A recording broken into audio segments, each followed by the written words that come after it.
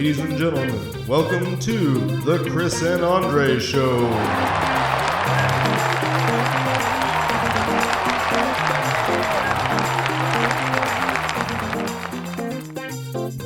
Hello, everybody, and welcome to episode 55 of the Chris and Andre Show. I'm Andre. And I'm Chris. It's like his lounge voice. It's like, what is that joint? Lizard Lick Larry or some crap? Or Yeah, some there was. I know what you're talking about. I don't know. I've Leisure never. Suit I'm a fan of the crooners, the old crooners. Don't give me none of this Michael Bublé. I'm not saying the guy's talented, but he's just not. It's just not the same, you know. You're not saying he's talented?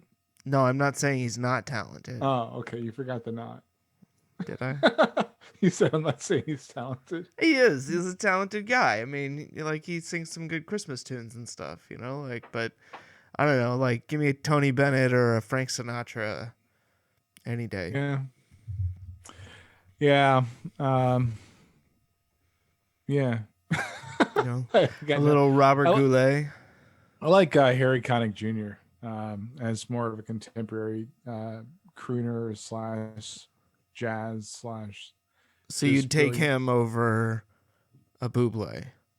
Yeah. And it's actually because he's legit. He's from New Orleans. I mean, he lived. Are you life. implying that Michael Bublé is somehow not legit? Isn't he Canadian? Does that make him not legit? Yeah. Ryan Reynolds is Canadian. Is he not legit? I always remember he's Canadian for some reason. There's some like there are certain people that you're just always, for whatever reason, you're like, no, he's from Canada.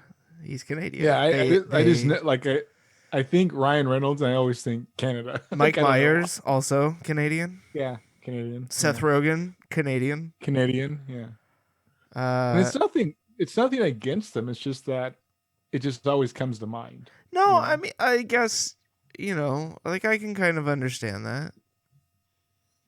I guess. I like Canada. Like I really like Montreal. That's my just because of their steak seasoning, or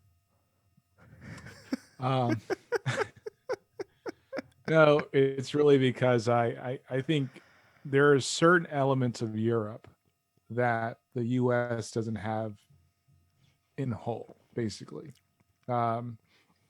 Whether that's in the metros, whether that's outside of the metros, like suburbs are always going to be suburbs, but I just think there's certain parts of the European culture that are just better than the States, if I'm being honest. such In Montreal, I remember as a kid waking up one Saturday morning, we'd walk to downtown Oslo and basically we could get a cafe so we can get fresh bread.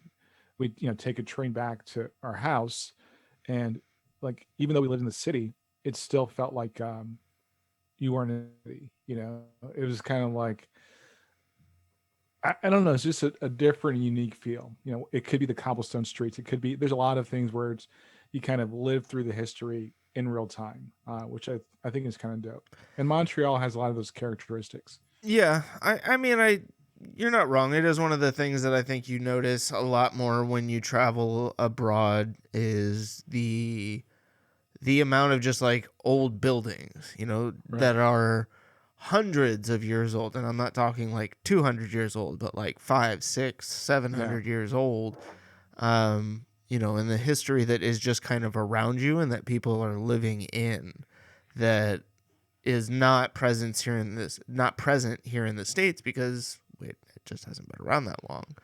Well, there's characteristics of certain boroughs in New York and certain neighborhoods in Chicago I've been to where it's like, oh, I can see the history of this part of town, right? But if you look where we live, aside from the fact I'm not really interested in slave culture, it's kind of like that's surprising.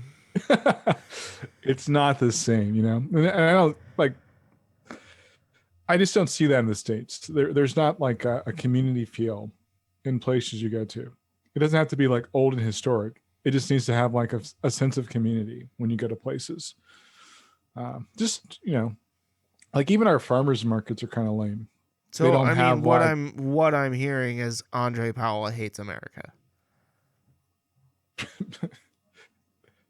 I didn't say that. Capital What communism, aka Andre Powell, wipes his butt with the American flag while saluting Montreal. Socialism. You hippie commie bastard. Get out of here with your anti-America rhetoric. You know what? Like it. If you love Wow. Canada so much, why don't you marry it? No, I'm sorry. Obviously, Yeah, I totally walked into that. Well, actually, no, I didn't. I didn't know where. Like, you must have been like in your head spinning this whole. Like that's pretty impressive. That I will be honest, that just kind of came on the fly. That was not pretty impressive. And here I am speechless. Yeah. So aside from me being a communist now, I want to talk about Rafael Cruz. Well, I think if you're a communist, you should want to talk about what the people want you to talk about. The people want me to talk about Rafael Cruz. Well, that fortunately for you, you're absolutely right. Well, let me stop first. If you're listening to us in Texas, first, okay. Well, let me stop you first for a second. Let me get this out. If you're listening to us in Texas, put on an extra blanket. Yeah, one of my nieces lives in Texas, and we've been checking on her. But yeah, that's a foul situation, and I hope people stay safe. Yeah, I'm not going to do the obligatory "we're sending blessings." I think that's stupid because I don't think people mean it. But I hope you stay safe. I hope there are resources made available to keep people safe and alive. So that is a terrible spot to be in. Now that I get that out of the way, go ahead. Rafael. Yeah. I mean, look, the guy's been getting a lot of grief for supposedly getting on an airplane and flying to Mexico. What some would call fleeing the country. Absconding to Cancun, the political hotspot that it is. In the midst of a catastrophic winter storm. Crisis. Yeah, I mean, it's crisis is the correct word that Texas is facing, and the best excuse that he can come up with was that he was chaperoning them on the air, like any American parent would do. He's going to buy 4 airplane tickets or 2 round trip tickets to Mexico, so that in addition to the round trips for his daughters, does just for himself 2 round trips to Mexico. He will brave the coronavirus in the air or on land or in Mexico, just not in the cold. I tell you what, man, it just speaks to the disconnect between what the Republican part or the GOP party says they believe in and what they actually do. Like, their voters, my constituents. I'm doing this for the people that sent me here to Washington. All this nonsense. And we are fighting. And I don't, so let me say this. The stimulus package, make it a clean bill. Yes, you can target blah, blah, blah. You move beyond those sticking points, it should be an argument. Like, for me, it's just like, I'm done with that. Because the world that these guys live in is one where they can escape from whatever situation they're in by going to Cancun.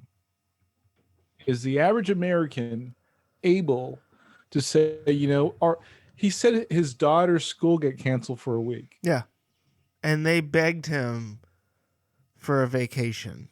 How could I say no to my pretty little girls who literally can't stand me. How can Anytime that his daughters are brought up, I think of that video. That video. Yeah, it's hilarious. That's all that's all I can think about the single mother. How can she like fill in the blank? Or the single parent. It doesn't always have to be a single mother. Think about the single parent. How can they, as a parent, justify blah? You know, it's just like, come on, dude. Like your out is, how can I, as a parent, not send, take my daughter to Cancun? How can the single parent or the family that's struggling right now not feed their family? You'll tell and do whatever you can to take your daughter to Cancun if that's true, but you don't give a flip about the people that are literally, hand to mouth right now. I mean, okay. People have been pointing out that Beto O'Rourke, who, lost to Ted Cruz in 2018, is out here doing Ted Cruz's job while Ted Cruz is off in Mexico, and it's just kind of like, that should tell you everything you need to know about what's wrong with politics. It's like the guy who, despite whatever, disagreements you might have with him politically, obviously understands that people in crisis need help and is looking for the opportunities to do that.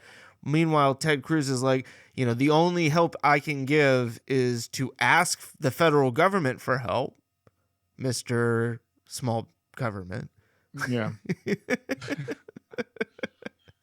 Or, congratulate or, thank a local business owner who happened to have mattresses because it's like a bed store and offers people to come get warm and stay there if they have no other option. And I mean, look, I get the fact that this is not normal in terms of winter, right? Have you seen the picture where it's the state line in Texarkana? Yeah. It's the Arkansas side versus the Texas side. And I think that really just kind of sums up. I mean, you think about the amount of money that comes out of the ground in Texas. Literally, it is just sitting there waiting for them to pump it out. Yep. And they can't take care of their people, And it tells you a lot about like how Arkansas really sees that, or those two neighboring towns see their relationship, well, that too. Yeah. That's a pretty big FU. Yeah. It's like, yeah, remember that time? Now, granted, I mean, it's like Michigan and Wisconsin and even Michigan and Ohio, right? Like you'd see the same thing on towns that bordered those states in a lot of cases. But Ohio, I can kind of see that. Michigan and Wisconsin, maybe a little less. Yeah, but Texas and Arkansas, they're probably like, nah. Remember that time? Yeah, I mean, like the only thing worse is probably Texas and Oklahoma. Yeah, it is what it is. It's very telling, and I still don't believe the GOP is going to make it out of this in one piece. They're not. It's just. I mean, I think they're already right. There was the group of 100 or so former, somewhat high-profile Republican, strategists or whatever, people who met via some Zoom call to discuss is it time to form our own political party? I mean, I think you've seen the efforts of groups like the Lincoln Project and others to kind of, I guess, lobby for a more fact or truth-based conservative party in some cases. That's not going to. I don't think it's going to work because the only separation they have is with Trump, right? And Liz Cheney I saw something she said on Twitter a few weeks ago about dangerous, quote unquote, democratic policies. So I don't think they're necessarily trying to, in my opinion, I don't think they're trying to salvage whatever policy ideology they have. I think they just want to kind of jettison Trump and continue or rebuild after that. But I get, like, So I what don't think is the GOP's policy? You know, I mean, like we talked about, like what legislation did they put through over the last, like, meaningful legislation over the last 4 years, right? When they had all of the cards. it's I don't know, man. I just think I do believe with historians and political scientists that you need two parties, right? Yeah. I don't think we need like the 10 plus that you see in like European countries and other parliamentary type of countries. I think that what I'm most confused about is that Republicans don't have an end game. Like their end game, and actually Scott Jennings said it multiple times over multiple interviews, and I've heard the same term from multiple like Republicans, even Mitch McConnell. Their objective is to win elections. Right. That means they have no policy platform. Right. The only policy they have is win elections, which basically means gerrymandering and voter suppression. That's their policies, right? And then make it seem like we're in favor of small government and fiscal conservatism, even though we're more than willing to throw money at the problem if it's, say, the defense of this country. Or deregulation. or deregulation or tax cuts for big businesses. Right. But we won't lift a finger to help the average person because that person ought to be able to lift themselves up by their bootstraps.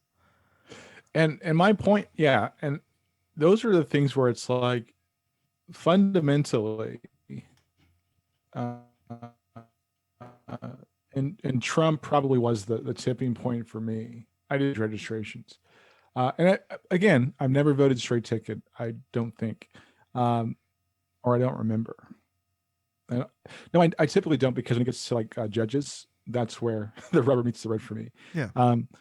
So, and it's not what people may think. I typically vote for Democratic judges because they're, especially in appellate courts, because they're more lenient to give people a fair shake in the justice system. Fun fact is, as I talk about that, when my sister was voting this year, I told her that, we're talking about who should she vote for. And I'm like, well, you just do your homework. And she started researching judges.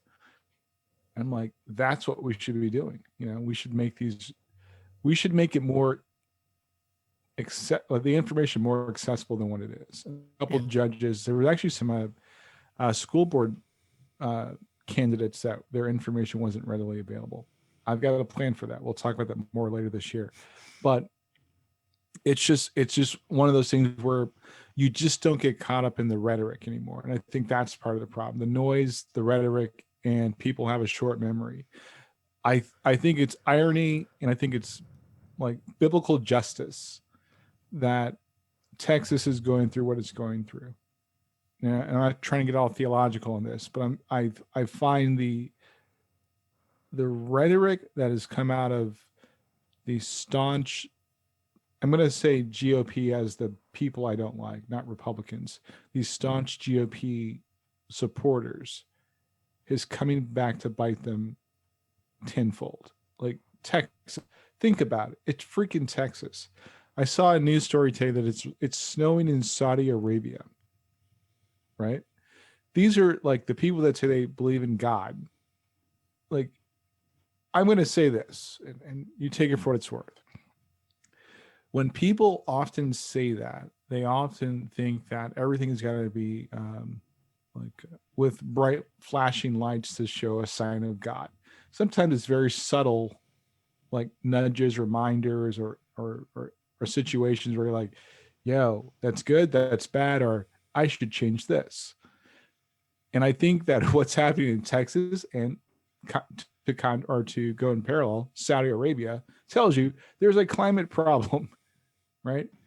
It tells you that this whole let's run the rails on a like energy that's not sustainable is a problem. What? I mean, and what does Texas do but double down on that problem, right? Yeah. They come out in the midst of all this, and instead of owning the fact that, you know, They it's their botched. coal and natural gas plants that ultimately failed, they're like, no, we have 3 frozen wind turbines. That's why the power is out. Oh, and never mind the fact that, you know, ours is the only state in the entire country that has a Yeah. deregulated, privatized power that is completely cut off from the rest of the country. So even if we wanted to, we couldn't borrow the power from neighboring states. They are going solo for themselves. And the story of Noah, right? You can pick it apart if you like to, but there are simple lessons and principles that are like littered throughout the whole thing. Think about this: the amount of time that it took Noah to actually build the ark, and from the time the first raindrop like hit the ground. That's a lot of time to change your perspective before everything goes to crap.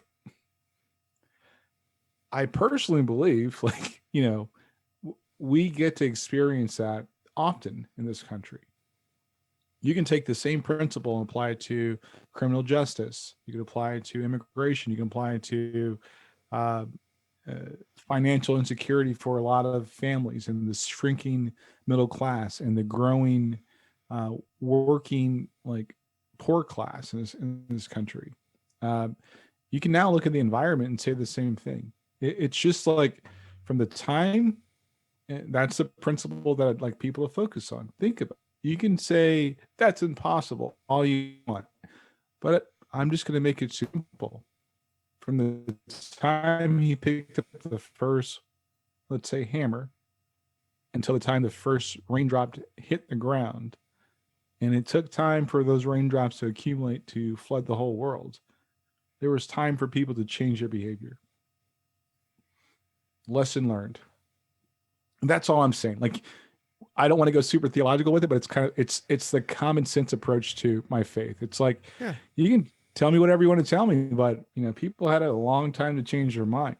So, Yeah, and I mean, even if you, you know, I think if you wanted to look at it minus the theological, you know, like underpinnings, right? Like if it's just the earth in a way, kind of saying like, hey, dumbasses, like this stuff's getting worse, right? You know, I mean, think about it, it's like your car, right? It's not like you're driving down the road when you see those guys, the people who are pulled over and their car's on fire. That's not something that just magically happened, right? Like, it's neglect. There's a reason that your car caught fire, and it was probably telling you for a long time, like, hey, I'm about to catch fire. And if you'd done anything about it a long time ago, you would have been fine. But you waited and waited and waited until it was literally too late. And then you're like, oh my gosh, why did my car catch fire? Hey, there's principles. Like, yeah. One of the things I'm super fascinated by is like nature, not in a extreme way, but there are principles that you can see that translate from the world of nature to our everyday life. One of my favorites is persistence, and learning and understanding the value of endurance. And I often think of trees. Now, this sounds kind of like hippy dippy, but it is a thing in my life.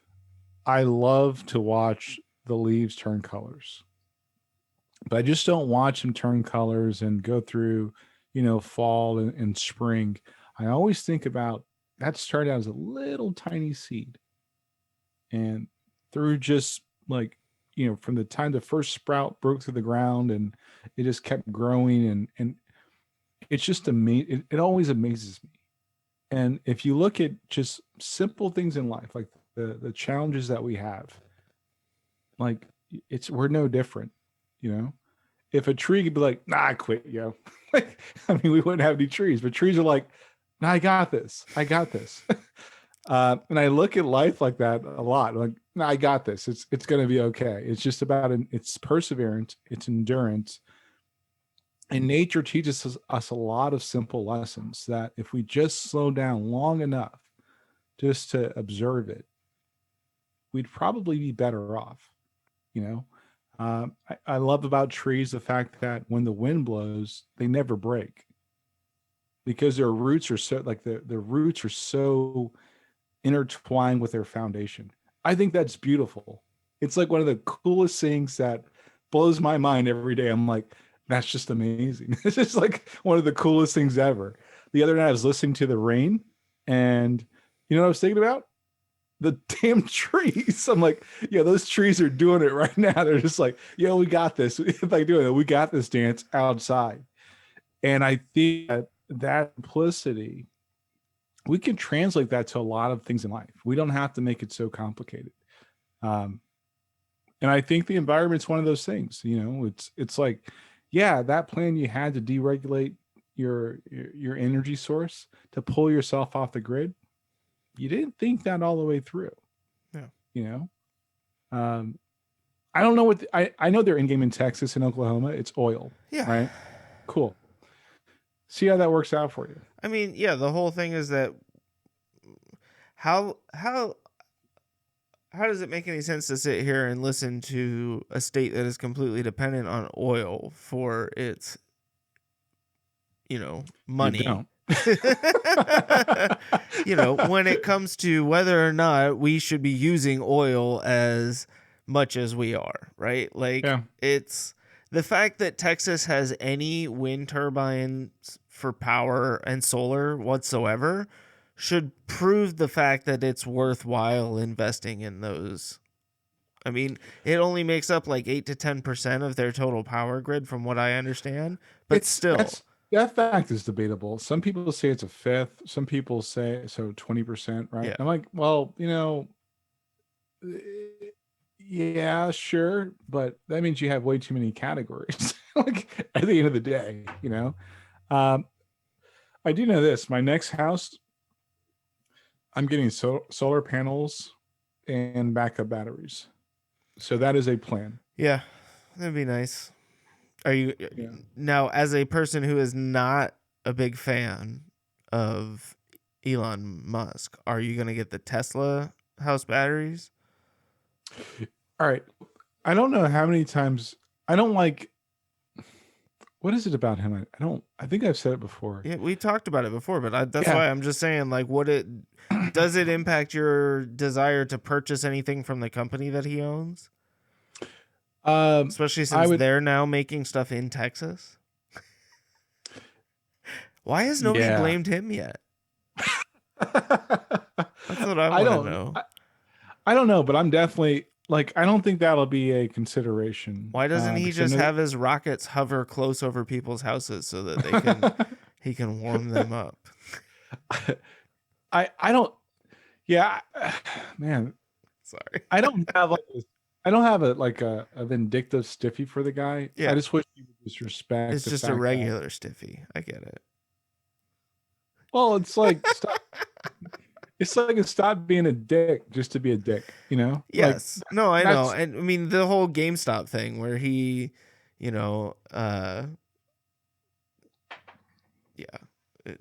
I'm with you in that, I get that you. Again, like we talked about it last week, I think, or maybe it was the week before, but like this level of cockiness, right? That being, where that is a very common characteristic among people that are ultimately find success in our society. And so on one hand, it's like, okay, yeah, I get it. You've literally built your own version of NASA. Like no one's ever done that before except for you, basically, on a private scale. And right. Okay, that's cool. Do you have to be such a dick about it? No, but at the same time, who's gonna question it, right? Like, I don't know. Yeah, it's because I'm with you. Like, there is something about the guy that I just don't really like, and I think it is like. I mean, but there's something about Patrick Mahomes that I just don't really like all that much. Like, and it's that same thing. Like, and I respect that. It's just like, yeah, I'm not gonna like buy a T-shirt. It's like Zuckerberg. So you won't buy a I, T-shirt, but will you buy a battery? That's the ultimate question here. if it's the best battery out there, Then right? yes. Then yes. Yeah. Okay. That makes sense, and that's a perfectly fine answer. I'm not gonna make you look up is Tesla the best battery out there. It's probably one of the best, but yeah, but you think about it, if you get solar panels, you're not so dependent on the battery, so Sure. it doesn't really matter. Well, you just right? said the backup battery, so that's why I'm asking. Yeah, that's what I'm saying. But if I have solar panels, it's like that's not the battery is kind of like now knowing me, that may become a point of consideration. I will say this, like I've been really thinking about my next house. I'm probably gonna if I get batteries in a battery system for my house, I'm getting electric cars. Right. So unless the field opens up, I'm driving a Tesla. You Like that's what it boils down to. you wouldn't buy one of those new Mustangs? Well, I would. So unless the field widens out, like Okay. so if the That thing Mustang looks gets so ugly. it does. I It don't looks- like the wagon. I'm sorry. I know, like, I'll probably change my tune on this by the time they actually come out, but like, I love the current versions of the Mustang, like the regular. I mean, the GTs are nice, you know, like, there's just something very sexy about them. But I saw the pictures of that wagon and I was just like, why did you have to make it a wagon? Like, why didn't you just leave it as a freaking sports car? And I'm because sports cars are dying. Like sure. I hate to say it. Like I love sports cars. Yeah. I love the Raptor. Like I'm in love with the Raptor. I know. We all know. We all heard you at the end of the last episode. I love the Raptor. I was talking to my dad about that yesterday. Oh yeah. Yeah. I was What'd he like, say? Andre and I were talking about the Raptors, and he sent me a picture of the used ones, and he was like, yeah. And I was like, yeah, 63,000 miles, and they want $63,000 for it. He's like, yep. Dude, I told you, right?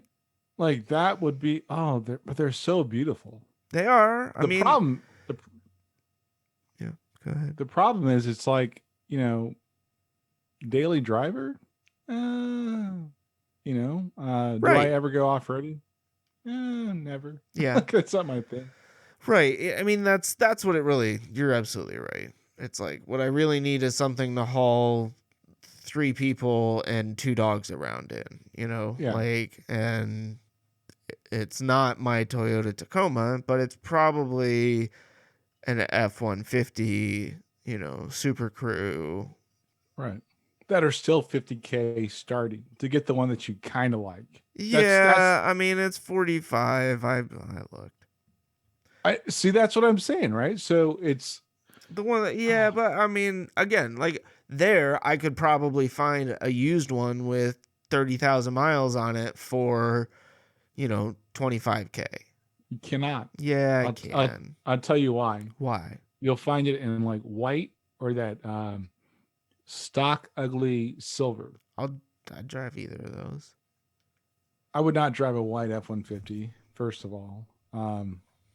And the stock You ugly wouldn't. silver, I wouldn't, because I just wouldn't. It's no. It's like, no.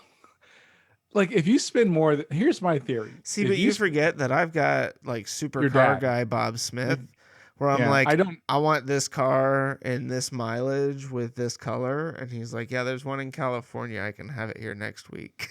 Yeah, I don't have a Bob. You so I'm gonna have do. to, You do now, though. Yeah. Okay. I'm going to tap in.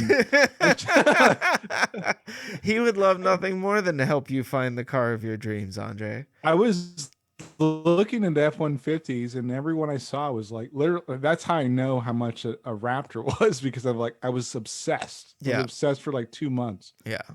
And I was like, man, I'm going to buy a used truck for $60K. All right. Now, we were arguing, not really arguing, but debating on this when we were discussing the Raptor. The engine that it comes with, the new ones have just the EcoBoost, but it's the twin turbo EcoBoost, right? It's the V6. Yes, Okay. EcoBoost is Yeah, I'm not trying to like talk down about the EcoBoost because it is a fantastic engine and they tune the crap out of it. And I know it's got like all of the upgraded components. But he was like, "Well, you can't get that engine, you know." And if you didn't get the Raptor, and I was right. like, "But I thought it was just the EcoBoost. Like, I can get the Well, EcoBoost. I can't get it that version of it outside of the Raptor, but." well, I saw a Celine, which is kind of crazy. I saw a Celine F-150 Mm-hmm. a couple days ago, and I saw a Roush F-150 about a couple months ago. Yeah. Oh, Celine oh, used to do an Explorer back in the day, like the old, like late 90s, early 2000s Explorer. It was very nice. yeah. We had talked about doing an upgrade kit for my I had a 99 XLS Explorer, but I never actually got around to doing it. Well, I think that the I I think that when it comes down to it, like a sports car now is more of the I drive it probably 5, 6 times a month, and it sits in the garage. But you have to have a decent daily driver. Would I spend $60,000 for a daily driver? Yes, I would. Would I spend $60,000 for a used daily driver? This guy say no all day. Yeah, I mean, like I'm with you on that. Like I, there's no way. I mean, I just can't bring myself not. I mean, yeah, not for that. Not for if it was a used Ferrari for $60,000 that I was going Yeah, to use as a daily driver, maybe. But yeah, I mean, I agree. I agree. Ultimately, it'd be great to have one, but it's not anything that I'm like ultimately sitting here going, well, I have no choice but to figure out how I get myself a Ford Raptor. Like I'd seriously rather spend the money and time getting a nice Mustang. Like yeah, I'd drive that yeah. probably. I'd enjoy that more than I would the Raptor. For 60K, a brand new car. And now, of course, as your salary increases, your what you consider Yeah. is reasonable increases. But 60K for a used like truck, Yeah. I'm just not signing on to that. Like Yeah. I just can't. You can't convince me enough. I mean, the bank would look at it and go, "Oh no, seriously, get out." Yeah, then you're just buying a Mercedes or a BMW, right? Right. At that point, Yeah. right? So it's I mean, and I there again, I'd put me in a BMW all day long. yeah, I like BMW more than Mercedes, but I like Audi More than more than BMW. both of them. Interesting. Yeah, which is kind of stupid because it is kind of stupid. But I think Audi's like, well, actually, let me clarify. I like the in class anything BMW because it's just super sweet, Yeah. right? And dollar for performance, it's probably the best value. But if I had to choose between a brand new car and a used fill in the blank, I'd rather have an Audi. I think their performance to like price is probably the best, if that makes sense. I think I mean, yeah, it depends on what you're buying. Yeah, I think they've gotten a lot. a sedan, Yeah. right? Yeah. That's yeah. I mean, if you're, let's say we're comparing like what the A6, Yeah, with an M5 and whatever. I don't even know what that. I mean, I guess is it a C class, an S class? yes, it would actually be an E class. E class, yeah. Yeah, So I mean, yeah, like at that point, okay, me personally, I have this weird affinity for BMWs. Like, I me mean, too. and especially an M5. Like, I mean, that is kind of like not like the best car I would ever own, but like that is the car that I'm like, all right, one of these days I would like to own a BMW M5. Like I have a 1976 BMW 2002. I would sell it in a heartbeat if I could buy an M5. Like, Well, so one of my sons has a M series BMW, and it's beautiful. yeah. It's freaking. It's a fun car to drive. It's great. I have another son's got an A7. Mm-hmm. I haven't driven it yet, but it's a beautiful car, right? And I'm sure, like performance wise, like when you like, if you're talking like a quarter mile, the M is going to beat the Audi like any day of the week.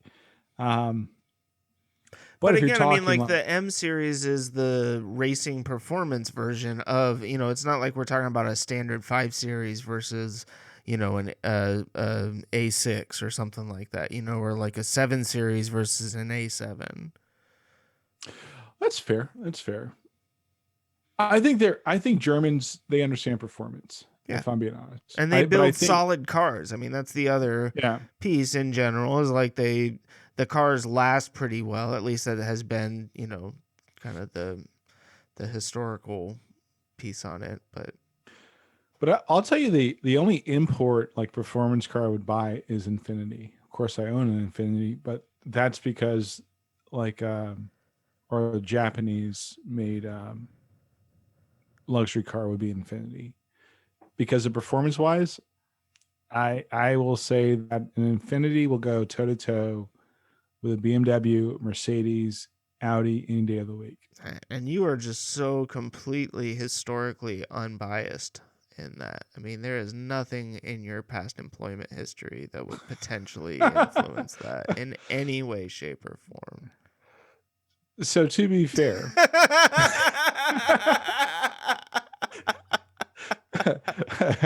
so we're gonna keep it keep it super 100. Like I was still, even when I worked for an Infinity dealership, I did not believe it until I started driving them. You are absolutely right. And Infinity makes a very fine vehicle.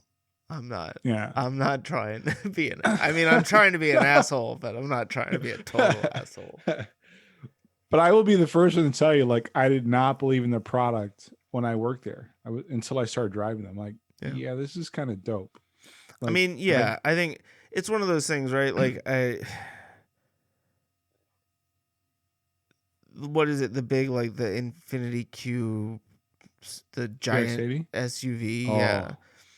The QX80. Oh, I mean, the amount of money you're spending on that thing is so ridiculous. But $70K. But you better. I will tell you this personally. I've taken one of those things on a nice twisty road, and drove like a sports car. Yeah, like there was no stutter. There was no stutter, like in a Suburban or Expedition. It's got the acceleration of a pretty hefty sedan, and it handles like a dream. It's a great vehicle. This portion of the Chris and Andre Show brought to you by your local Infinity dealership.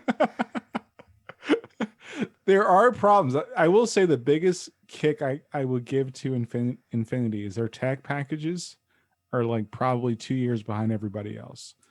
When I was looking for cars a few months back, the cockpit in Beamers and Mercedes are lacking, but their tech is good. The cockpit in an Infinity, which I'm kind of used to, it's centered around the driver, which I enjoy. It kind of reminds me of Porsche, right? Mm-hmm. It's like the driver's important, everybody else, you're in the car, shut up. But the tech in the Infinity is kind of lacking. That's my biggest criticism. Yeah. But yeah. But I do like to go to 0 to 60 as fast as I can. I'm not gonna lie. No, I'm with you on that. I mean, that's even in my Toyota Tacoma. Like it's nice to, well, I should say it would be nice to have the acceleration when you need it and want it. Right. I mean, my biggest complaint about that car, it's really one of my only complaints, I say car, that vehicle, is that the electronic controlled transmission Oh, just isn't responsive enough. You know, like you step on it and it's like, please wait for the computer to respond. Computer says go. And you're just kind of like, you're watching the car behind you creep up in your mirror as you've made the decision incorrectly to pull out in front of Right. them. And you're like, and I'm sitting there going, if this was my 99 Explorer with 250,000 miles on it, I'd be moving faster than this right now. Like, what is the deal? And then it catches up and it's like, okay, there we go. we approve. We approve. And it's, you know, what's frustrating is they tell you like, well, you know, it it senses how you drive and then it adjusts itself based on that for fuel economy and everything. And I'm like, okay, I can't drive like a freaking maniac 24/7 to get this thing to do that. Right. What am I supposed to do here? Hope and pray to God. I guess, but I'll tell you mine. Well, I don't have the same issue. I press the gas and the car says, "Oh, he wants." Um, all right. So I don't know if you're having problems with the bandwidth Yeah, this evening, but I just got the here connection is unstable. oh, so it's not okay. am I Good, it back? is your fault.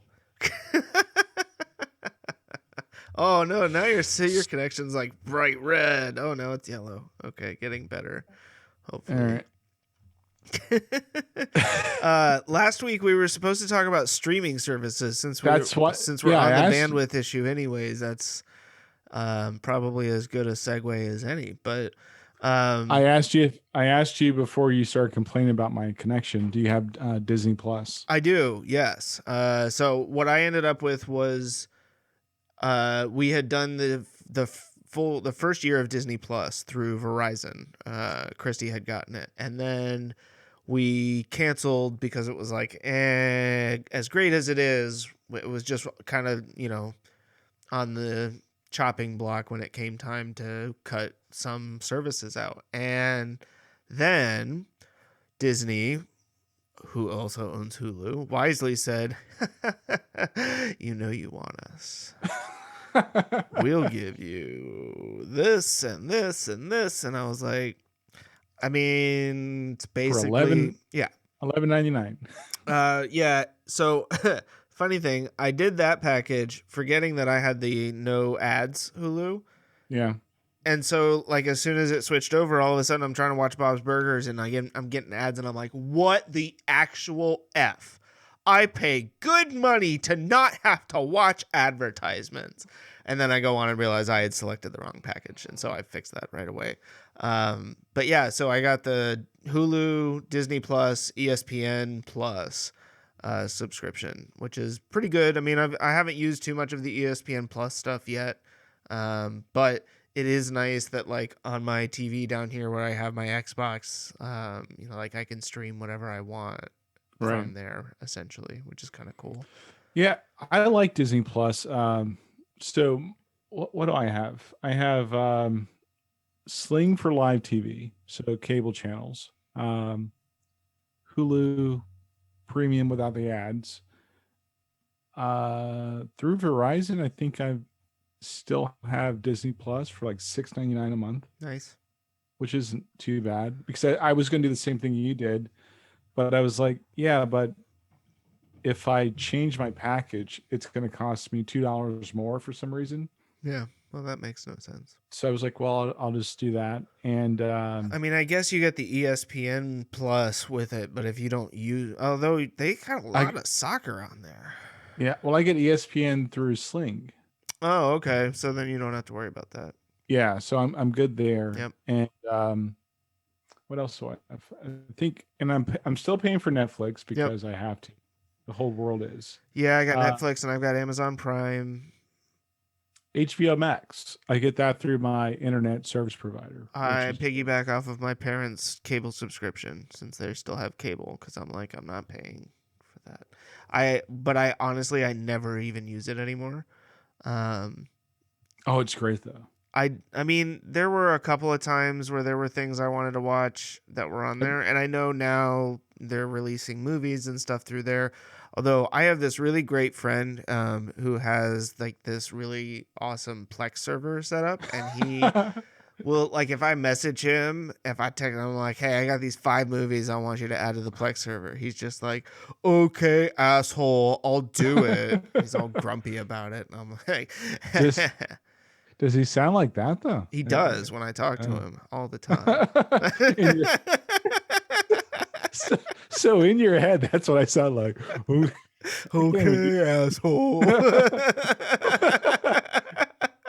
Yeah, the hard movies to find are the really old ones. But Yeah. so I think that let's see. All right. So if I look at I have this in order. I have Netflix, I pay for Hulu, I pay for Sling, I pay for Disney Plus, I guess I pay for it. HBO Max, I really don't pay for it. And Prime Video is I've already paid- Included, yeah. Yeah. I mean, it's not like that's something you can get separately. Well, you can, but it's like $15 a month. Okay. That Yeah. makes no sense at all. Sign me up. So, all right. So here's my Roku screen. So on my Roku, I have like the channels I watch the most: Netflix, Hulu, or not in particular order, but the ones that I probably access the most: Netflix, Hulu, Sling, Disney Plus, HBO Max, Prime Video, Plex, YouTube, and recently I started paying for Pandora Premium. So those take the top blocks of my Roku. What about Spotify? Actually, I don't pay for Spotify. I don't really like Spotify because You take Uh, that Pan- back. no, I'm just kidding. the thing about Spotify I don't like is you have to actually curate the music, right? And I think this is a generational thing, to be honest with you. Okay. I don't You want the to think- DJ to do the work for you. Yes, like I don't want to think about that stuff. That's too much work for me. No, you're right. That is I mean, like, give me control. There are times where, I mean, and yet I'll be honest, there are times when I log on to Spotify and I'm like, I don't really know what I want to listen to, because there isn't like a Right. new Bomani Jones podcast. There isn't something else, podcast wise, that I want to listen to. The Chris and Andre show hasn't edited an episode in weeks and published anything. And so I'm just like, God, when are those guys going to get around to doing new? But I guess, like, at the same time, if I took the time to flip back through some of my old playlists, I'd probably be okay. And ultimately, what I usually end up doing is just putting on one of their radio stations, which is essentially, But Pandora. yeah, I don't know. I guess the other thing is that we have like the Spotify family account, and so it's like Helena has her own. We have a whole like family shared one that's logged in on our Google Home, so that it's not piggybacking off of anybody else's when they're using it. So Right. from that perspective, I really like it. But Yeah, and that's fine. It's like I get we were getting to actually I bought the women in my life. I bought them both Apple Watches. And one of the big selling points for my wife was that she goes for a walk during work, during her break at work, mhm. and she didn't want to take her phone with her. Yeah. And the Apple Watch, you can actually, download the songs, so Right. or a playlist. I'm like, oh, that's cool. So, and it works well with Pandora. So and the only way you can do it was to have a paid subscription. I'm like, all right, well, bam. I think that's fine. And I always say, as long as I'm not paying $200 a month, I really don't care. Like Yeah. I'm not tethered to any of these services, but I do think Netflix is great. Their library is not as, I don't know if it's competition, but I'm not going to cancel Netflix. They're going to be a bill. What do you think about Netflix right now? Yeah, like I go back and forth on Netflix. I feel like at this point, I'm ready for Netflix to develop a new user interface, because I'm just not really, I don't find what they are presenting me with to be useful content. Like the way that it's broken up, whatever it is, like I just maybe the best thing that they offer right now is the top 10, or like Yeah. the trending stuff, but even then those two sections are almost always the same, and sometimes I'm like, well, yeah, no shit, that's number 1 on your, or yes, of course, 9 of the top 10 items on the top 10 are all Netflix originals, like, ooh, Right. big surprise there, Netflix, Yeah, and I think for me, I kind of I agree, but I'm also savvy enough to know that you have to train the algorithm. Yeah, that's and I think, part of it is that I've tried their shuffle feature that they added a couple of times. I don't think maybe once of the dozen or so times that I've tried it have I actually decided that like what it selected was like, okay, yeah, I'll watch this. Um but that's also hard because sometimes I'm like, it's late at night and I can't pick what I want to watch, but it isn't something new because I'm not trying to stay up all night. It's like, Right. where's my randomly pick an episode of a TV show I've watched 15 dozen times, option, Netflix. You're the one that created this problem. Fuck, solve it. Yeah. They get you sucked into binge watching shit. So, They do, yeah. I mean, and like Are- I like that about Netflix, and like I feel like the documentaries on there are usually, really interesting, or like they Right. have a lot more to choose from. There's a lot of really good stand up on Netflix. Although like Amazon Prime has really been stepping up their game with the stand up stuff. I mean, they're trying. I don't know. They're like Yeah. not Amazon Prime originals, but in terms of having More comedy. more Yeah. comedy stuff. But there's another thing where it's like, okay, side note, maybe we talked about this before, but the number of times that I'm flipping through Netflix and I get to the category of strong black lead and it's nothing but stand-up comedy specials. No, we have not talked about this.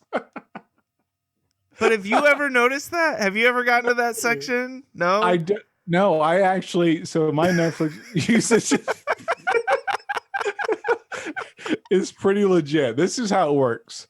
I've got my watch list, and every now and then, 90% of the time, they suggest something I should watch. Yeah. I'll watch the trailer, and if it's a good trailer, I'll You add it add to my watch list. Yeah. And that's how my watch list grows and shrinks. And I go straight to comedy. Like I literally just go straight to comedy. I Like, swear, so many times. There's like 2 or 3 other movies, but everything else is just stand-up comedy specials. And I'm like, Netflix, fuck, like check yourself before you publish this stuff. Like, No, what are but you doing? What they do, which is probably similar, is they'll suggest a movie.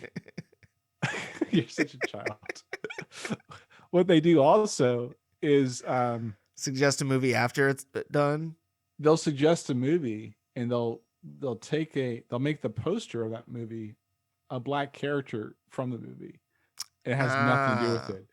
So that I've experienced way too many times. But do you think that they are specifically pandering to individual customers in that case? If you look at their profile, you can kind of sketch out their algorithm, right?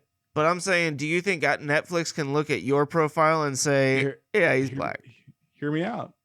Once you complete the profile, they've already got all this data. Yeah.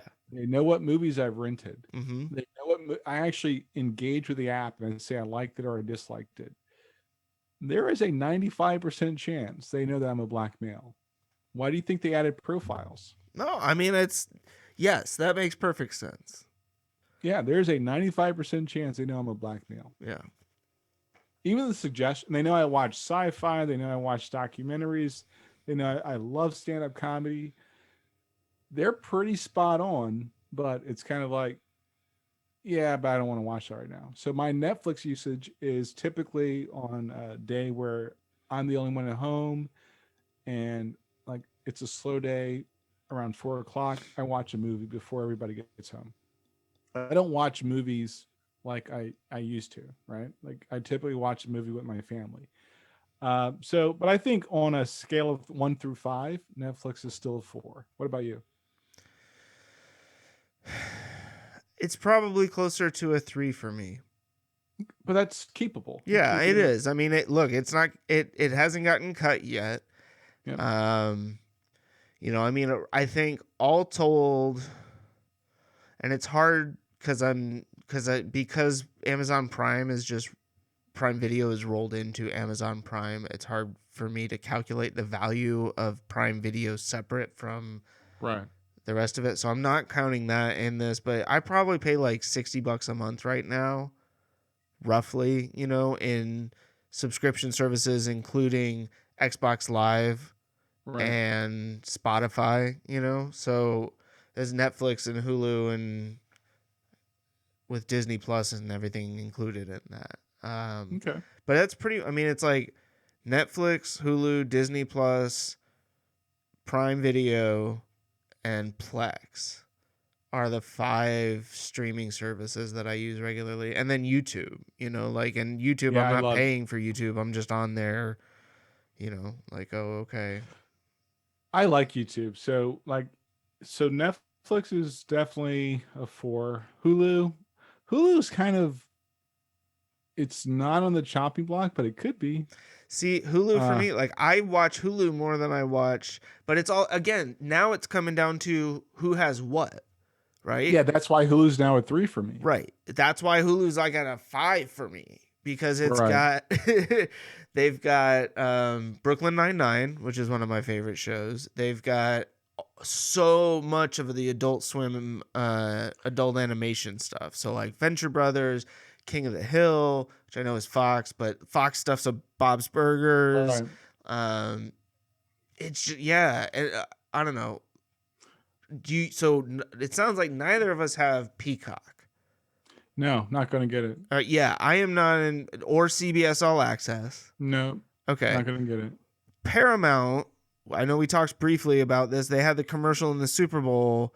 Commercials are great. Not going to get it. Yeah. I mean, like I don't know. I think they're trying to push out their libraries. Right. And I think the problem that they're going to run into is original content and like new stuff, right? So for example, on Netflix, I've seen most of the adult animation on Comedy Central and Adult Swim. Yeah.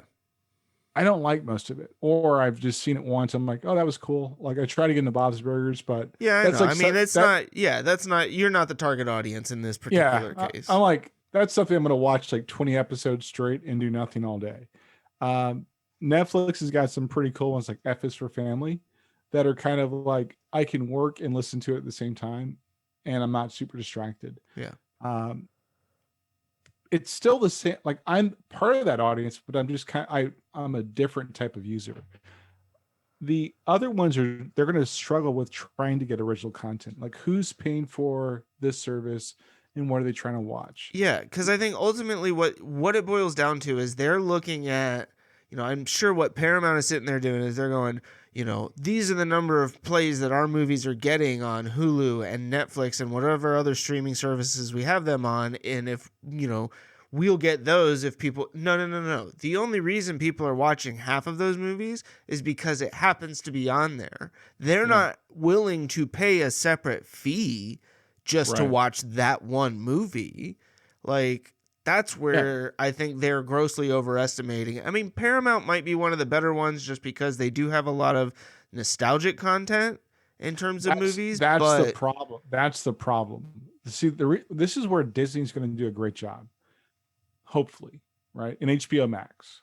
I think they're going to win out because the superhero genre, that demo has got money. Yeah. Well, I mean, so yeah, that's the other thing with Disney Plus, obviously, is they have Marvel built into it, which I think is a big boost for them. Yeah, because I don't watch anything else on Disney Plus but the Marvel stuff. Speaking of which, I have not watched any. Have you watched WandaVision? Yes, painstakingly I've watched it. So you do not seem like you are giving it an endorsement. I'm not excited about it. Okay. It hasn't thrilled you so far. No. Gotcha. Uh, That's fine. but I mean, I'm still I- gonna tune in at some point, but no, it's a good show, but here's my problem with like phases 1 through 3 of Marvel, right? They picked the Avengers, and I know it's because of licensing rights, Mhm. but or because of rights in general. The Avengers are like they were never one of my favorite comics to read because they were boring, except for the ones with like that were heavy with the Iron Man story. Like the West Coast Avengers didn't care so much. Just it is a B league superhero team in my opinion. Um, WandaVision, it's it's written very well. They're trying. I want to say, and I don't know what Kevin Feige's like. What his intent is, but I do believe he's trying to open up the universe, which I respect, and that's one of the. It's like I like WandaVision 100 times more than I like The Mandalorian, because I give two shakes about Star Wars Did you watch the more most than recent season of The Mandalorian? yes. Okay. Because Didn't everybody care. was like flipping out about it. I didn't watch any of it. Yeah, I you're didn't not even missing finish anything. finish the first season. Okay. Yeah. I just think Disney and HBO Max are going to win because they have the right properties, and Disney / Marvel are like 20 yards ahead of like HBO Max. Like Titans, a brilliant show. I watched every episode. Not like I love Batman, so of course I'll stick around for Robin and like the Teen Titans. Mhm. So but I think that they're on the right path to like make an edgier, more realistic type of show, and that's going to keep people hooked in. Because I was literally paying for DC Universe until they actually like HBO Max absorbed them, and they changed DC Universe to just their comics, Mhm. and I was like, so am I going to miss Titans? So I subscribed because they canceled my account. Yeah. I'm like, I don't want to miss Titans, so I subscribed again, and then they told me like, no, this is what's going to happen. I'm like, okay, so I can cancel that one. It's a, I mean, it's a great show. Like, I didn't care spending $8 a month Yeah. for watching that. I mean, yeah, there's some content that, that's worth it, right? Like Yeah. $8 a month is not a big, drop in the bucket. I mean, and that's where I think for most of this stuff, like even Netflix at this point, right? $14 a month, right? For 4K streaming, which I don't even do that much of, right? There's Right. not that much but it's like occasionally, yeah, it's kind of nice to watch, like a Planet Earth episode in 4K or whatever.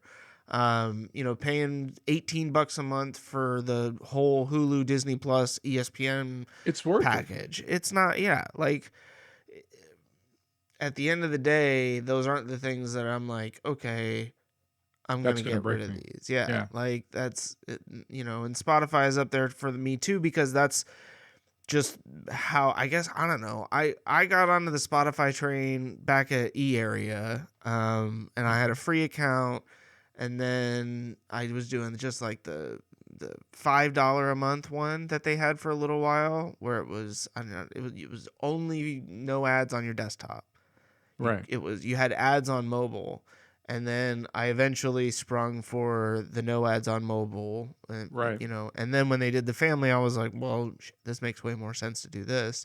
But you have dope playlists though, so I'm not This is gonna- true. I do. My playlists are second to none. I mean, Yeah. You have no salsa, but yeah, like I need some help in that area for sure. Maybe I'll reach out to some folks on Twitter and see. Speaking of which, I have been having a lot of fun picking fights with people on Twitter lately. I don't know, noticed. like I've been upsetting people with my GIF replies apparently, and why is that so offensive to people? I don't know. I guess because it's so spot on and it's such a savage burn, because they wish that. I mean, I was really proud of myself, and I'm sure you saw the thread in particular, but I got to use the same GIF to reply to 2 different people in know. one thread. You know what I didn't like though? The guy that called you a moron or an idiot. I was like, dude, like you're taking this way too personal. Well, Like, yeah, okay. So I had one person on a separate thread who took issue with my use of the hashtag cancel culture yeah, club. yeah. I didn't And like he's that. like, it's, it was an anti-cancel culture club. And he was like, it's the cancel culture, you genius. And I'm like, okay. Then there was the other guy who called me a mother, not nice word. See, I'm saving myself some work here.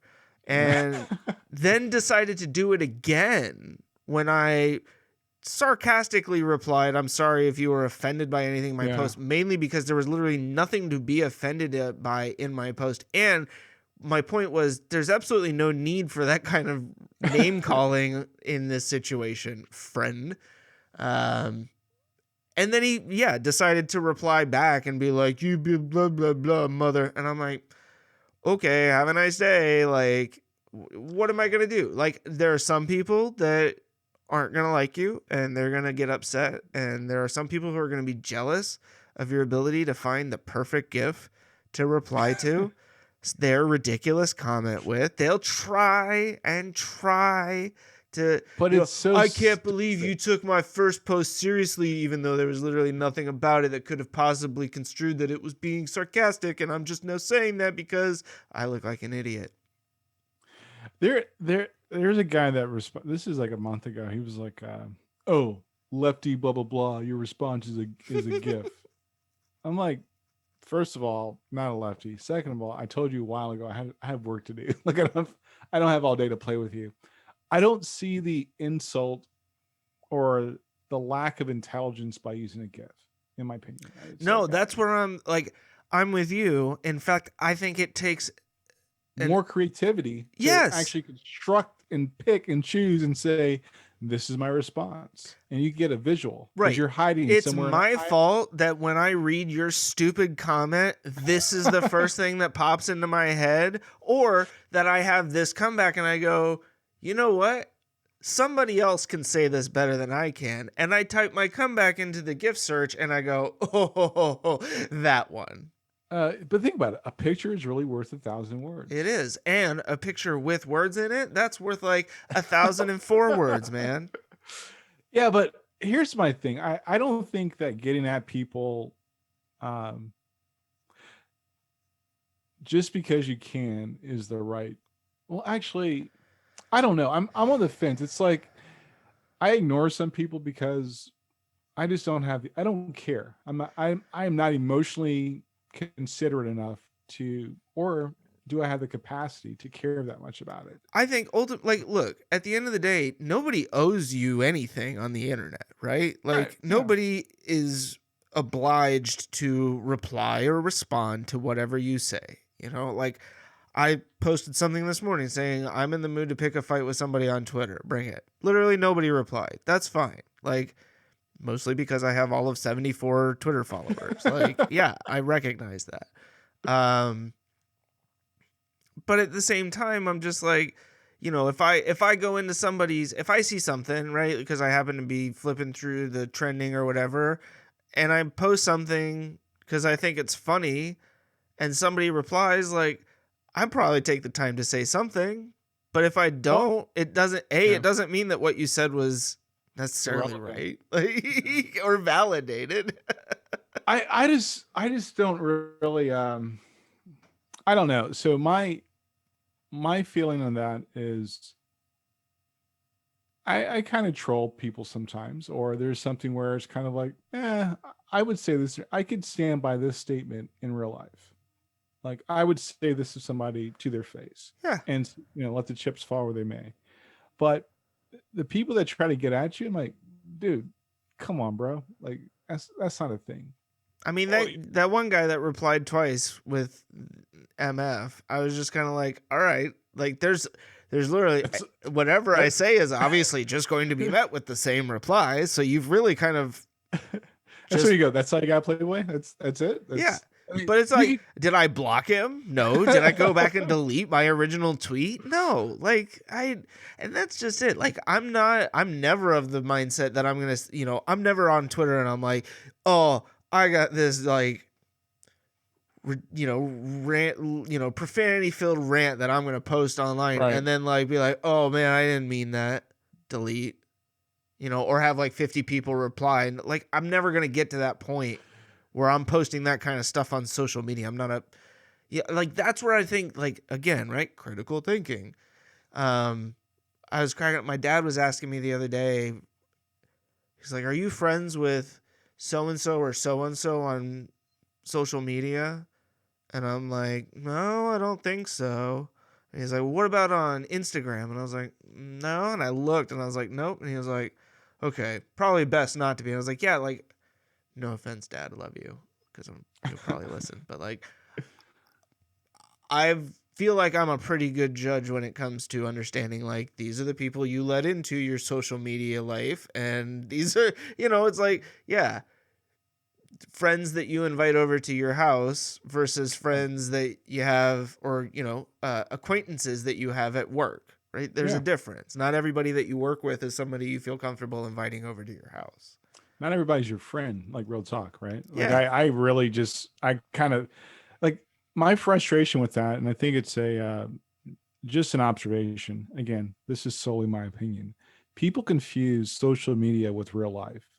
The two things could not be so far apart. Yeah. I mean, it's just like, it's not real.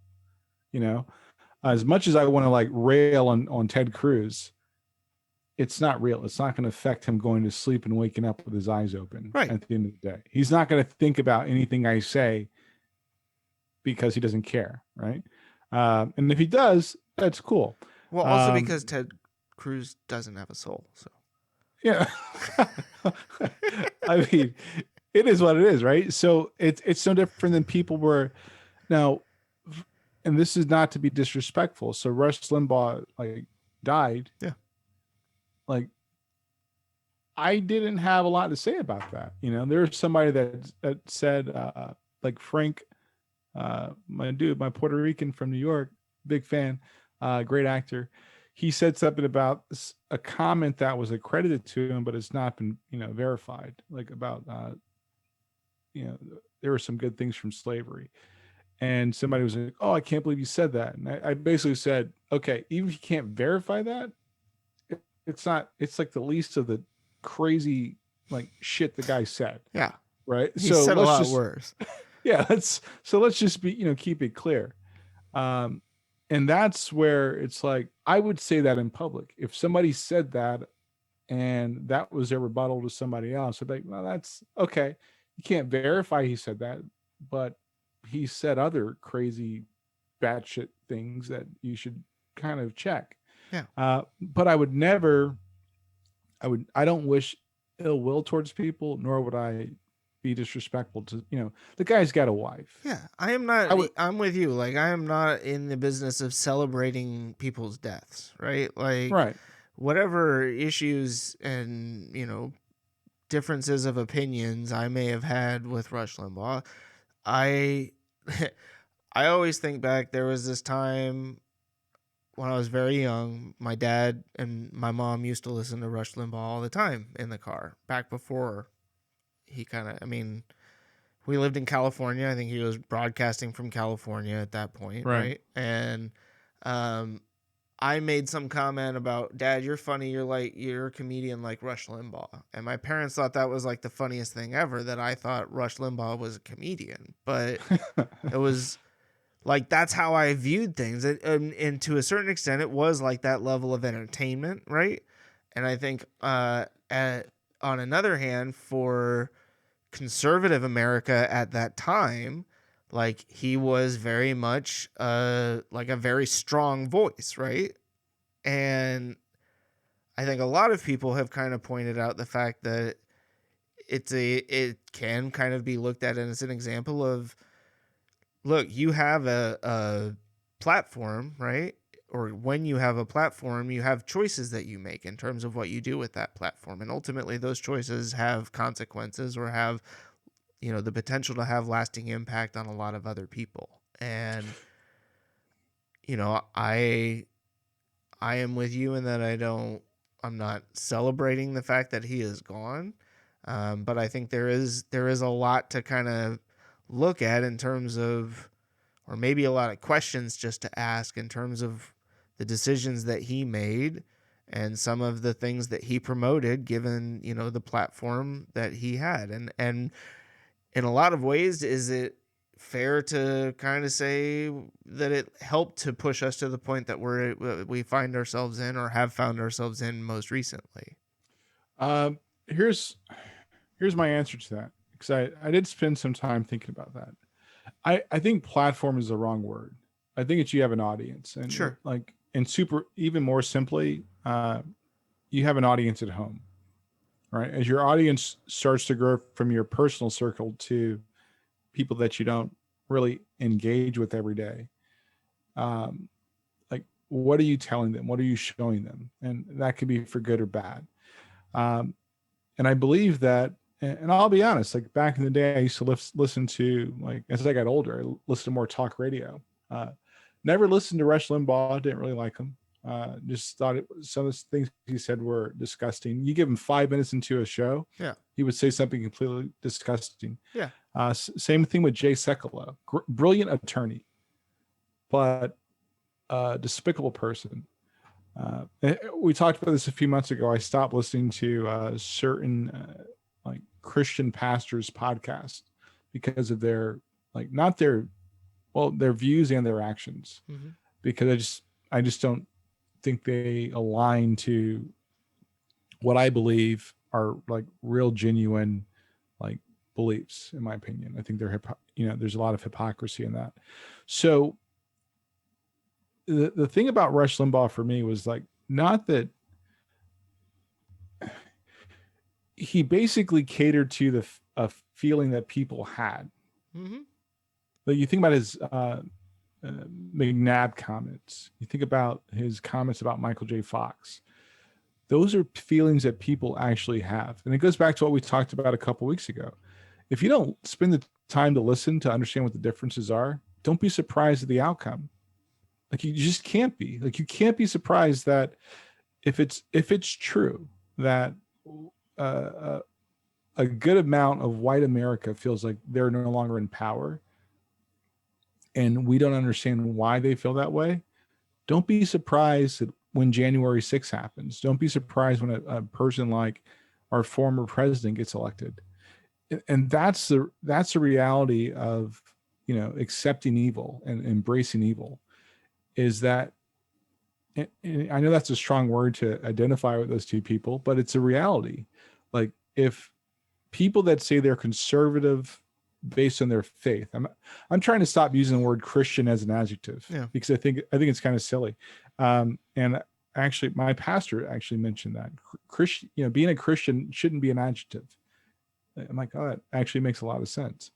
But if your faith is a driving force in your life, but your actions are the complete opposite, then there's something wrong with that. You should call it out.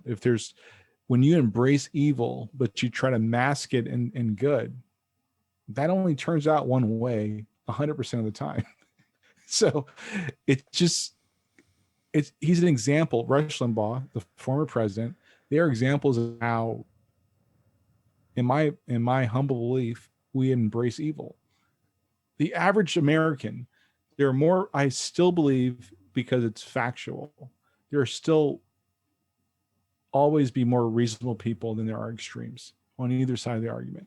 And that's something that we often lose sight of for a myriad of reasons. I don't know the answer to why, but. Well, I think because at the same time that there are more reasonable people, while there are more reasonable people than there are unreasonable, the way that the government is set up confuses a lot of people, because they feel like, well, if there's 60% of us that feel one way and 40% that feel the other, then the 60% should always win, right? Right. And that's not exactly how the founding fathers kind of looked at things. And this is just one of those things that has been driving me absolutely insane. I have seen it from multiple seemingly intelligent, like news journalists, people, like political commentary people, complaining that, the vote on impeachment in the Senate. The 57 senators that voted represent 61% or 61 million more, Americans than the 43 that vote, that, or something along those lines, basically that it's a overwhelming majority. And I'm like, okay, first off, you still didn't get to 67%, which is what's required for impeachment.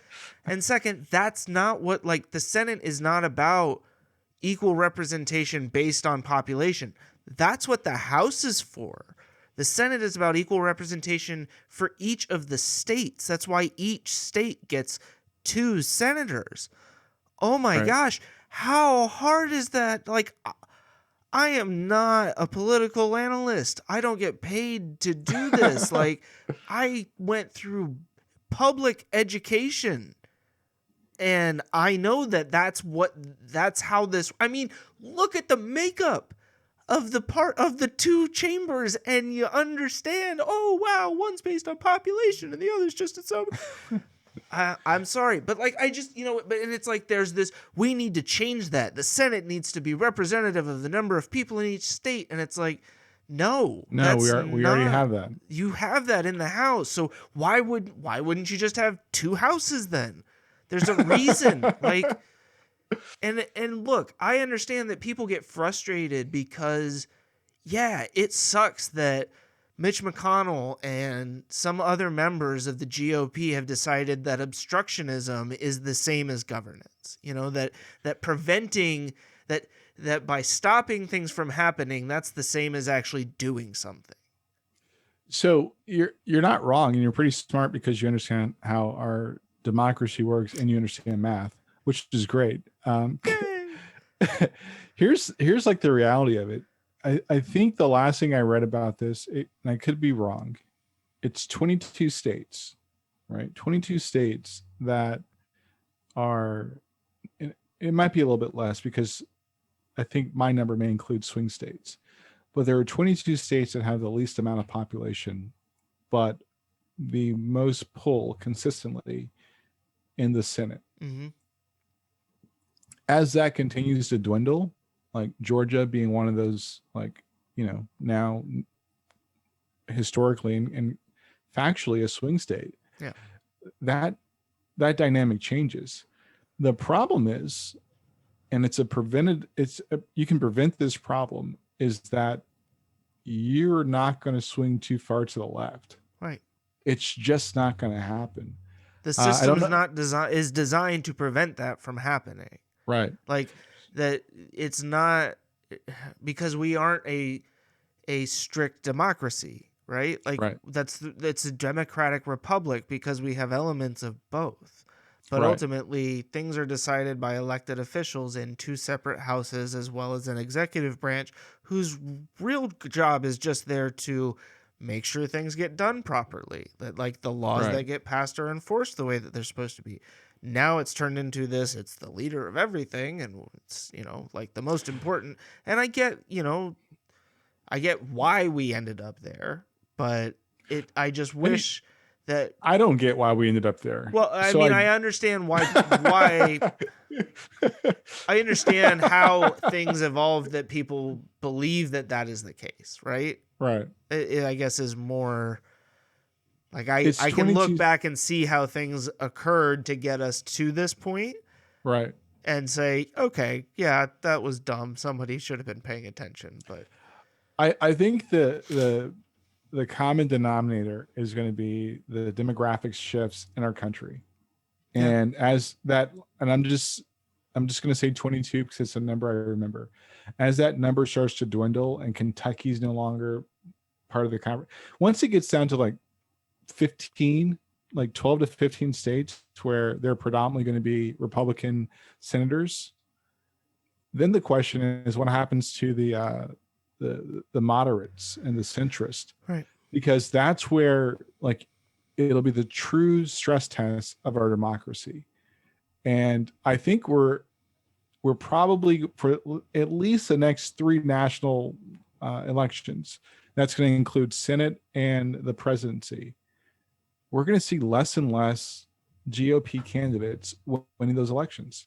And they can't help themselves but screw themselves. No, I mean they are taking every opportunity to shoot themselves in the foot repeatedly, Right. just about every step of the way, and I don't see it changing anytime soon. I think, in a lot of ways, this is what happens when you have people like Mitch McConnell and Ted Cruz and those types of folks that are, either in charge or as close to in charge as they were, Right. and those guys ultimately didn't have anybody's best interest at heart except for their own. And I mean, McConnell's on his way out. He doesn't give a what happens from here on, other than trying to maintain his legacy as senator.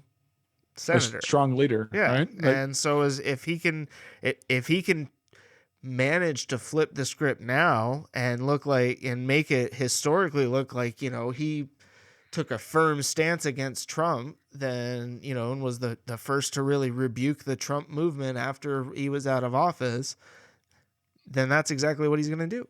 And it'll be interesting to see how it all plays out in the long run. That's for sure. Yeah. So my call is this. This is what I'm calling. And we now can have a historical record.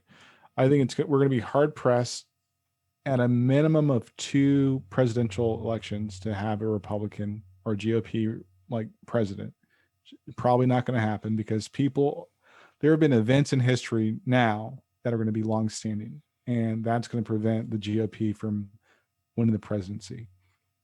We're going to continue to see the dwindling of those stronghold states, and the Senate is going to slowly but surely go away from Republican control for a long term. Mm-hmm. And then for the presidency, I see Kamala Harris running in 2024, winning. That's the key. Yeah. And then re-election in 2028. Yep. And then Pete Buttigieg. I don't know if you watched the president's town hall, but he's really starting to grow on me. And he actually made a statement that we talked about on this podcast where he goes, well, I might get in trouble for this, but he never would have thought that he would see 1 out of every 5 commercials with an interracial couple and I was just like, we've said that. Like, yeah, you can get a pulse on where we're going by how we respond to societal like changes. Yeah. And my theory is this: society will always predicate legislation. Like that is a norm that's not been changed in our history. And if you look throughout other countries, the same thing there. And I believe, since we have more reasonable people than unreasonable people in this country, that I have a pretty good chance of being right. The challenge is going to be for the Democrats, because he also said, he agreed with us, canceling $50,000 worth of student loan debt is stupid. Yeah. The key word, the operative word is debt. Period. You can't fix that because that cascades into a lot of problems. And that's my opinion. That's my stance. I'm not saying every situation is the same. Right.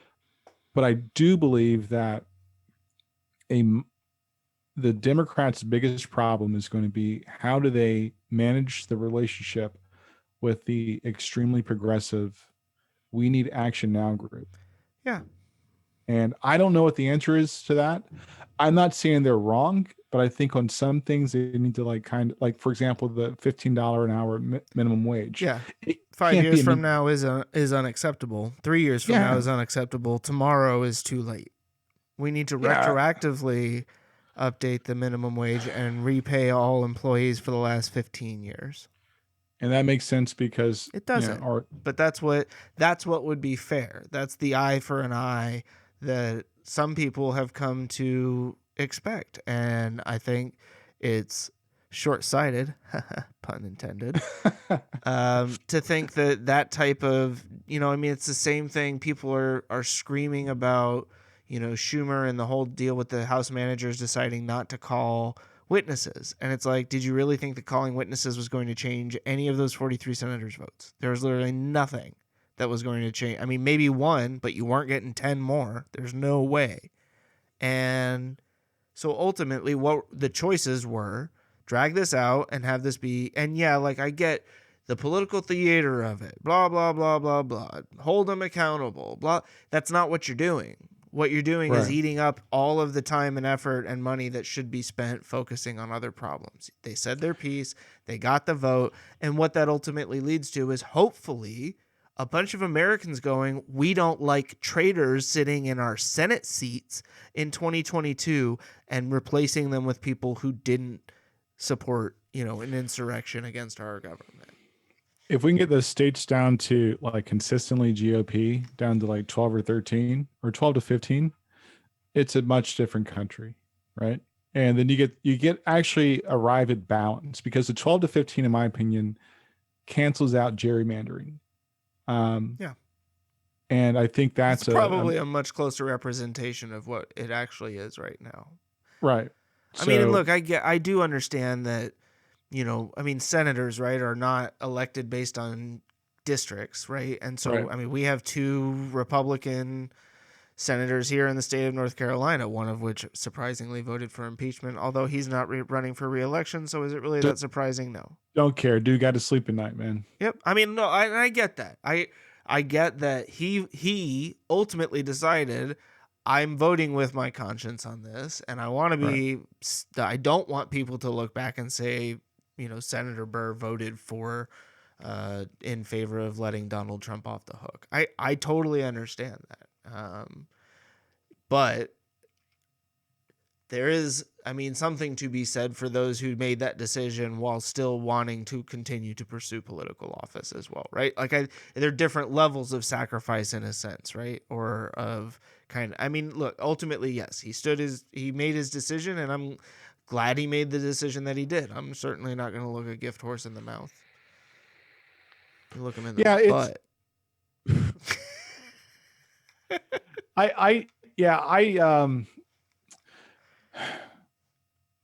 I'm hopeful because I'm hopeful that in the future, not probably a time that we see, that things will start to balance out. Yeah. And I think it'll be a better representation of the country. It's just, how do you get there?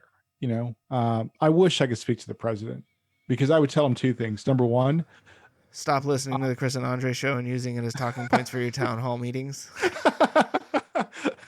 that would be point number 3. But I would say, I think he understands leadership. That's one thing I can say, like, without a question. I believe he understands leadership. Number 2, he understands relationships. And I believe that with him understanding relationships, it helps us to get our, some stable footing. And I'm not talking about a policy point here. There are going to be things that people just disagree on, but it's about, level setting and making progress again. We've spent the last 4-5 years going backwards, and which is not a bad thing, because there's a lot of things that now we have to address. Yeah. Racial inequality, justice reform, the legal system, justice reform. There's a lot of things that we have to address. Economic inequalities, immigration, and there are other things in no particular order. But having to address those things, put them on the table, which force people to hopefully change the dialogue, to make progress in the right direction. Texas is the second wake-up call, and it's ironic that it's a heavily GOP state that are experiencing an environmental crisis. It's ironic as I don't know what. So thank you, God, for just saying, no, I'm trying to get you guys to do something different, but you keep not listening. So again, we of course, I'll have more time to ponder over this. And I know you're hungry. I'm hungry too, but I really do appreciate everybody listening. And this is a good time for me to decompress. And it was actually fun to talk about subscription services. Yes. No, I enjoyed that in our little political sandwich cookie that we had there. But yeah, it's these episodes always just kind of shake out as whatever it is that is on our minds. It's not, occasionally we'll have something like the subscription services where it's like, oh, we were going to talk about that last week, but as it turns out, we got carried away with other stuff, and so we got around to it this week. But even then, like, these are still just the things that we want, to talk about because it's what's on our mind. It's like, I know that, we always talk about we live in Disneyland. Things are we're very fortunate to have things as good as we do. But a lot of these conversations, I think, are the types of things that people are talking about just in general, right? I mean, like having to decide between which subscription services you're keeping at this point, because you can't have them all. You can't have every single one of them unless you could Ryan Reynolds. But if you can't tell, I got a little bit of a man crush on Ryan Reynolds. It's nothing wrong with him. He's a handsome guy. Yeah, he's awesome. Like, no hate on Ryan Reynolds. America's favorite Canadian. I know. I just have to. I always have to remember he's Canadian. Is he one of us? I don't know. We share a continent. Yeah. So we're glad you guys joined us, Chris. Thank you for getting some episodes done. Yep. We still have the legendary lost episodes floating out there somewhere. But look, my therapist told me earlier today, it's just like the Star Wars trilogy. You don't have to release it in order. I don't think I like your therapist. Well, we'll see if you change your tune when she becomes a fan of the podcast. Oh. But we're super glad everybody listens. We're gonna literally keep doing this. We're recording this on a different night, but we try our best to, actually I think it's just Chris realizing that I'm a stubborn old man. I'm like, routines, Chris. I don't care if you cut your toe off. We got to record. Yeah. Drink some vodka and call it a day. Yeah, take a salt tablet. Yeah, you'll be all right. So, but we're glad you joined us. You can always catch us at visit our website at chrisandandreshow.com. Shoot us an email at thechrisandandreshow@gmail.com. Listen to us on Spotify. Tune in. I'm saying this and you're shaking your head. No, I'm dancing. I'm sorry. I was grooving out because you were just nailing it. And I was just like, there he goes. It's sometimes, it's just magical to watch you do your thing. Whatever. You're the one that does all the hard work. It's true. Spotify, TuneIn, Pandora, Google Podcast, or Google Play, Apple Podcasts, SoundCloud. Yeah. We're always talking, and it's good to talk because that's how you save money on therapy bills. Yeah. It hasn't worked for me so far, but it seems to be working great for Andre in that regard. So at least one of us is benefiting.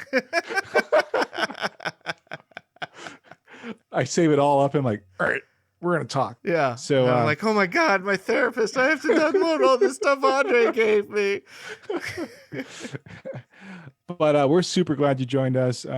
If you ever have something you want to, pass by our way, see if we can talk about, we're looking for guests. We'll probably be looking for guests in the near future. Mm-hmm. But we're having fun doing this. Box and a sticker. Yeah. We're super grateful for everybody that listens to us. And as always, I'm Andre. And I'm Chris. And we'll talk to you soon.